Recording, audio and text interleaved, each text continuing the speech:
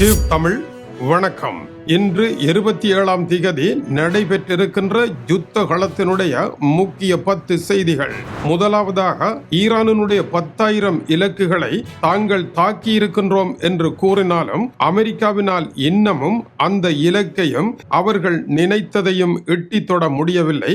இதனால் மேலதிகமாக மேலும் 10,000 படைகளை அந்த இடத்திற்கு அனுப்புவதற்காக இப்பொழுது டொனால்ட் ட்ரம்ப் யோசித்திருப்பதாக புதிய செய்தி காலையில் வெளியாகி இருக்கின்றது. ஏற்கனவே 5,000 படைகள் போய் சேர்ந்திருக்கின்றார்கள். என்ன செய்தார்கள் என்று தெரியவில்லை. அதைத் தொடர்ந்து 3,000 பரசூட் படைகள் போயிருக்கின்றன. என்ன நடந்தது என்று தெரியவில்லை. இப்பொழுது மேலதிகமாக 10,000 படைகள் செல்ல இருப்பதாக அறிவிக்கப்பட்டிருக்கின்றது. அமெரிக்காவினுடைய வெற்றி தொலைவில் சென்று கொண்டிருப்பதன் அடையாளம். மேலும் மேலும் அதிக படைகளை அனுப்பி கொண்டிருக்கின்றார்கள். ஏற்கனவே முதல் தரம் 50,000 படைகள் வந்ததாக கூறப்பட்டது. இப்பொழுது மத்திய கிழக்கில் அமெரிக்க படைகள் ஈராக் போரை போல பெருந்தொகையாக நிற்பது முதலாவது செய்தி. இரண்டாவது முக்கியமான செய்தி, ஈரானினுடைய அணுசக்தி நிலையத்தின் மீது அமெரிக்கா நடத்திய தாக்குதலானது மிகப்பெரிய அணுக்கரு கதிர்வீச்சை ஏற்படுத்தி இருப்பதாகவும் ரேடியோ ஆக்டிவ் மிக ஆபத்தாக இருப்பதாகவும் அப்பகுதியில் இருந்து பெருமளவு நிலப்பரப்பிற்கு இது பரவி இருப்பதாகவும் உலக அணுசக்தி கண்காணிப்பகமாகிய IAEA அறிவித்திருக்கின்றது. ஈரானினுடைய புஷ்கார் அணுசக்தி நிலையத்தின் மீது அமெரிக்கா இஸ்ரேல் தாக்குதல் நடத்தியது குறிப்பிடத்தக்கது. ரேடியோ ஆக்டிவ் பற்றி எந்த அக்கறையும் இல்லாமல் இந்த வேலையை செய்திருக்கின்றார்கள். மிக பெரிய அணுசக்தி விபத்தினுடைய விளிம்பு நிலை அங்கு ஏற்பட்டு இருக்கின்றது. இந்த நிலையில் இப்பகுதியில் மீட்பு பணிகளை செய்வதற்கு ரஷ்யாவில் இருந்து அவசரமாக 160 விஞ்ஞானிகள் சென்று இறங்கி இருக்கின்றார்கள். அதை மீட்டெடுத்து ரஷ்யாவிற்கு கொண்டு செல்வதற்கான வேலைகள் நடைபெறுகின்றன. இது அணுகுண்டு வீச்சு போல ஓர் அபாயமான நிகழ்வாக இருக்கின்றது. இந்த போரை வெல்வதற்கு அமெரிக்காவும் இஸ்ரேலும் இயலாத நிலையில் இது போன்ற வேலைகளில் இறங்கி இருப்பதை உலகம் பார்த்து கதிகலங்கி நிற்கின்றது. இந்த நிலையில் அமெரிக்க அதிபர் டொனால்ட் ட்ரம்ப் அணுசக்தி நிலையங்கள் ஈரானினுடைய சக்தி வள கட்டமைப்புகளின் மீது தான் தாக்குதலை நடத்துவதை 10 தினங்கள் மேலும் பின்போடுவதாக அறிவித்திருக்கின்றார். இதை மீட்டெடுப்பதற்கு 10 தினங்கள் ஆகும். மூன்றாவது முக்கிய செய்தி, ஈரானினுடைய செய்தி ஸ்தாபனம் அமெரிக்காவினுடைய மத்திய கிழக்கில் இருந்து போரை நடத்தி கொண்டிருக்கின்ற அதி உயர்மட்ட உளவாளிகள், அதி உயர்மட்ட தளபதிகள், அதுபோல அமெரிக்காவினுடைய பெரும் தொழில் அதிபர்களை தாங்கள் பிடித்து செல்ல போவதாக அறிவித்திருக்கின்றார்கள். இதற்கு காரணம், இஸ்ரேல் ஈரானினுடைய தலைமையை கொல்லும் தங்களுடைய பணி தொடர்ந்து கொண்டே இருக்கும் என்று அறிவித்திருக்கின்றது. எனவே போர் அடுத்த கட்டத்திற்கு கொண்டு செல்லப்பட வேண்டியதாக இருக்கின்றது. பழிக்கு பழி, விழிக்கு விழி. இவர்களினுடைய முக்கியமான தலைவர்களை கொல்வதை விட பிடித்து சென்று பேரம் பேச இருப்பதாக ஈரானினுடைய தொலைக்காட்சி தெரிவிக்கின்றது. இந்த நிலை ஆரம்பிக்குமாக இருந்தால் ஈரானியர்களும் இதை சந்திக்க வேண்டி வரும். எனவே ஈரானினுடைய உலக கிண்ண உதைபந்தாட்ட குழு அமெரிக்கா கண்டத்திற்குள் செல்வது ஆபத்து, மற்ற விளையாட்டு வீரர்களும் புறப்படுவது ஆபத்து என்றும், எதிரிகளினால் ஆபத்து வரும், ஈரானிலேயே இருந்து விடுங்கள் என்றும் ஈரான் அரசு அறிவித்திருக்கின்றது. இன்றைய நான்காவது முக்கிய செய்தி, ஈரானினுடைய அதிபர் மசூத் பெசஸ்கியான் ரஷ்ய அதிபர் புட்டினுக்கு தன்னுடைய பாராட்டுக்களை தெரிவித்திருக்கின்றார். இந்த போரை அமெரிக்காவிற்கு எதிராக தாம் தனியே நின்று வெற்றிகரமாக நடத்தி கொண்டு இருப்பதும், அமெரிக்கர்கள் மூச்சு திணறி நிற்பதற்கும் அடிப்படை காரணமாக இருப்பது ரஷ்ய அதிபர் புட்டின் தான் என்று வாழ்த்துக்களை தெரிவித்திருக்கின்றார். ரஷ்யாவினுடைய உதவி தமக்கு வலது கரமாக இருப்பதாகவும், மேலும் ரஷ்யா ஈரான் உறவுகளை புதியதொரு கோணத்தில் எழுத இருப்பதாகவும் அவர் தெரிவித்திருக்கின்றார். ஐரோப்பிய ஒன்றியத்தினுடைய வெளியுறவுத்துறை அமைச்சர் காயா கலாஸ் இந்த போர்க்களத்தில் அமெரிக்க இஸ்ரேலிய படைகளினுடைய அத்தனை நகர்வுகளையும் உளவறிந்து ஈரானுக்கு வழங்கி கொண்டிருக்கின்றது ரஷ்யா. எனவே எங்கு தாக்குதல் நடைபெற போகின்றதோ அதற்கு முன்னரே ரஷ்யாவினுடைய சேட்டலைட்டுகள் விவரங்களை அறிந்து ஈரானுக்கு வழங்கி விடுகின்றது. இதனால் ஈரான் அந்த இடத்தில் தயாராக இருக்கின்றது, அல்லது தாக்குதலை தவிர்த்து தப்பியும் ஓடிவிடுகின்றார்கள்.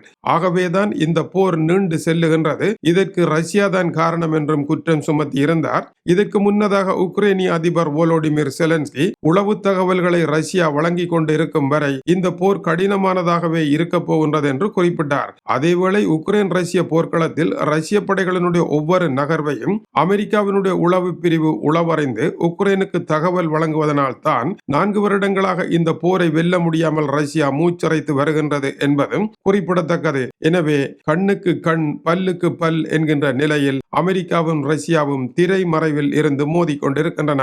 இந்த இடத்தில் ரஷ்யா தகவல் வழங்குமாக இருந்தால் அமெரிக்காவினுடைய பாராசூட் படைக்கு மிகப்பெரிய ஆபத்து வரும். அவர்கள் பாராசூட்களில் இருந்து குதிப்பதற்கு முன்னதாக தகவல்கள் போய் சேருமாக இருந்தால் ஆகாயத்தில் இருந்து போரை புரிய முடியாது என்பது கவனிக்கத்தக்கது. இன்றைய செய்திகளில் 5வது முக்கிய விடயம், ஆசிய நாடுகளில் பெட்ரோல் விலை உயர்வால் நாட்டை நடத்த முடியாத மூச்சறிந்த நிலை ஏற்பட்டிருக்கின்றது. பெட்ரோலுக்கான விற்பனை வரியை விலத்த வேண்டிய தேவை ஏற்பட்டிருக்கின்றது. பெட்ரோல் விலை விண்ணை தொட்டு கொண்டிருக்கின்ற காரணத்தினால் அரசுகள் விதிக்கின்ற விற்பனை வரியை அரைப்பங்காக குறைத்து அல்லது விலத்த வேண்டிய நிலை இருக்கின்றது. வியட்நாமில் எதிர்வரும் 15 ஏப்ரலில் இருந்து அனைத்து மானியங்களும் நீக்கப்படுகின்றன. பெட்ரோல், டீசல், விமானங்களுக்கான எரிபொருள்களுக்கு என்று அறிவிக்கப்பட்டிருக்கின்றது.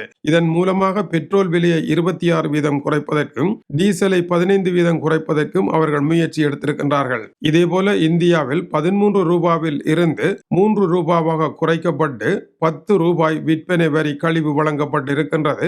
80 வருடங்கள் காணாத எரிபொருள் அவலத்தை உலக நாடுகள் சந்தித்திருக்கின்றன.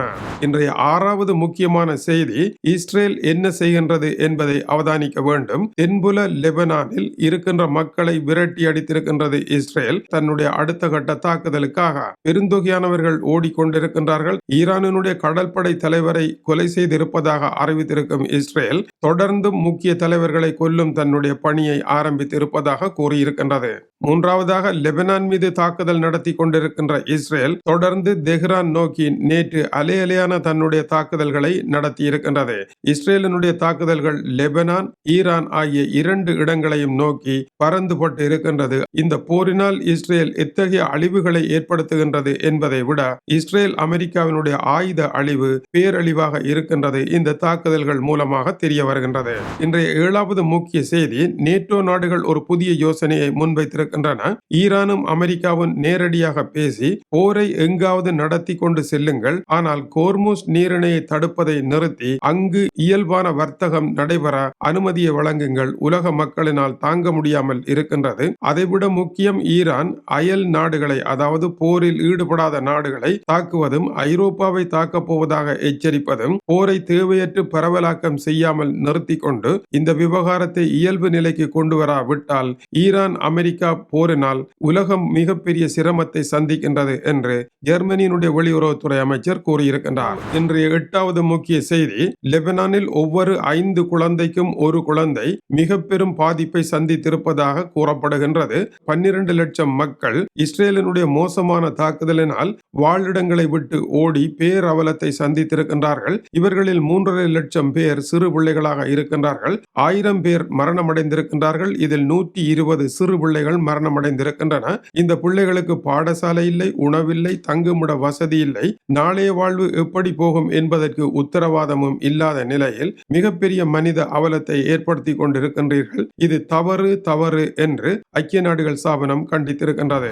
9வது முக்கிய செய்தி, ஐக்கிய நாடுகள் ஸ்தாபனத்தினுடைய அறிக்கை வெளியாகி இருக்கின்றது. போரினால் சூழல் பெரும் பாதிப்படைந்திருப்பதாக கூறுகின்றது. உதாரணமாக எரிபொருள் நிலையங்களின் மீதும் தொழிற்சாலைகள் மீதும் நடத்துகின்ற தாக்குதல்களினால் எரிபொருள் எரிந்து வானில் புகையாகி அமிலமழை பொழிகின்ற நிலை இருக்கின்றது. மேலும் தொழிற்சாலைகளினுடைய ரசாயன பொருட்கள் வெடித்து சிதறி காற்றில் கரைந்து கிடக்கின்றன.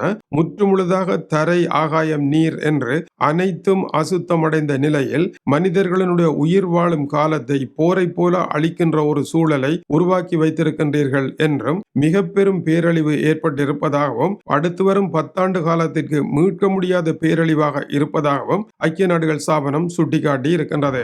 இன்றைய 10வது முக்கியமான செய்தி, இந்த எரிபொருள் பிரச்சினை காரணமாக உலகின் பல நாடுகளில் 4 நாட்கள் வேலை தினங்கள் அறிவிக்கப்பட்டு ஒரு நாள் குறைக்கப்பட்டிருக்கின்றது. ஏற்கனவே வேலைகளை ஒழுங்காக செய்ய முடியாத ஏழை நாடுகளில் இது பெரும் பிரச்சனையாக வரும். இப்படியான மூடுகையை நடத்துகின்ற பொழுது அது ஒட்டுமொத்தமாக சீர்குலைவதற்குரிய அபாயம் உண்டு.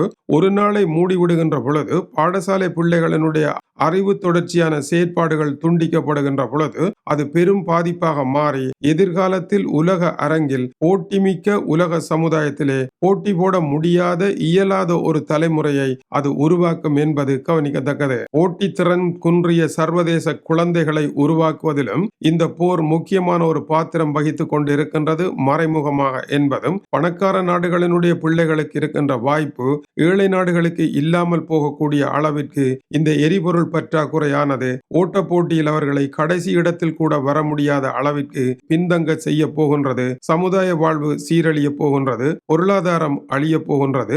இவற்றிலிருந்து மீண்டெழுந்து உலகளாவிய போட்டியில் ஈடுபடுவதற்கு இயலாத நிலையே ஏழை நாடுகளை சென்றடையும். இதுவும் இந்த போரின் 10வது முக்கிய விடயமாக இருக்கின்றது. மேலும் ஈரானினுடைய கார்க் தீவுகள் தொடர்பாகவும் அந்த தீவில் நடைபெற்றுக் கொண்டிருக்கின்ற சம்பவங்கள் தொடர்பாகவும் ஈரானினுடைய கடற்படை தளபதி கொல்லப்பட்ட விவகாரம் தொடர்பாகவும் அடுத்த செய்தி வந்து கொண்டிருக்கின்றது. இது டியூப் தமிழனுடைய உலக செய்திகளுக்காக காலை ஈரான் போர்க்களத்திற்கான சிறப்பு செய்திகளுக்காக டென்மார்க்கில் இருந்து கீசே துரை. வணக்கம் உறவுகளே.